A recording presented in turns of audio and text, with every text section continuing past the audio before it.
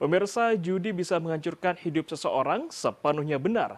Awalnya menjanjikan kemenangan, tapi justru berujung kemiskinan. Judi online memicu dampak negatif dan fatal bagi para pecandunya. Kasus pembunuhan sopir truk di Madiun oleh temannya sendiri adalah satu contoh. Pelaku tega menghabisi korban lantaran ketagihan judi online. Lantas apa yang harus dilakukan untuk mencegahnya? Berikut liputannya untuk Anda. Pertengahan Juli lalu, warga Madiun dikejutkan dengan penemuan jenazah sopir truk dalam kabin di Desa Bajulan, Kecamatan Saradan. Serangkaian penyelidikan polisi akhirnya menyimpulkan korban tewas karena dibunuh. Tak perlu waktu lama, polisi pun berhasil meringkus dua pelakunya. Mereka adalah tersangka Fatoni asal Trenggalek dan Supraptono yang ditangkap di Karanganyar, Jawa Tengah.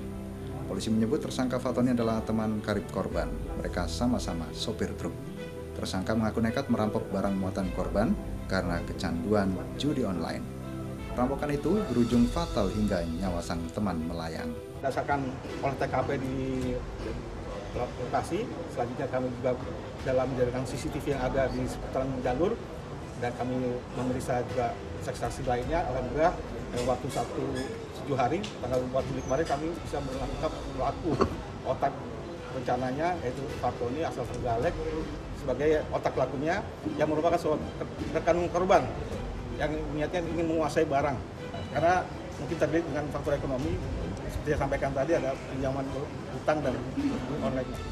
Kecanduan judi online membuat tersangka gelap mata, tidak peduli jika harus merampok dan membunuh sahabatnya. Uang hasilnya buat apa? Buat bayar utang, terus sama bagian buat barang-barang beli sama judi online. Tidak ada. Jadi motifnya hanya murni untuk menguasai, untuk mengambil. Untuk menguasai barang. Kasus ini menjadi satu dari ribuan contoh bahwa judi online membawa dampak negatif dan bisa fatal. Seperti narkoba, menghancurkan hidup sendiri dan juga orang lain. Meski pemerintah melalui Kominfo telah berusaha memblokir situs-situs judi online, namun masih banyak cara yang bisa dilakukan oleh para penjudi untuk memasang taruhannya. Mudahnya akses dan kurangnya penegakan hukum bagi pengelola judi online semakin memperparah maraknya judol. Di era digital, judi online bisa memapar siapa saja, tidak memandang usia maupun gender. Seseorang yang kecanduan akan nekat berbuat apapun tak peduli dampaknya karena sudah tergiur kemenangan.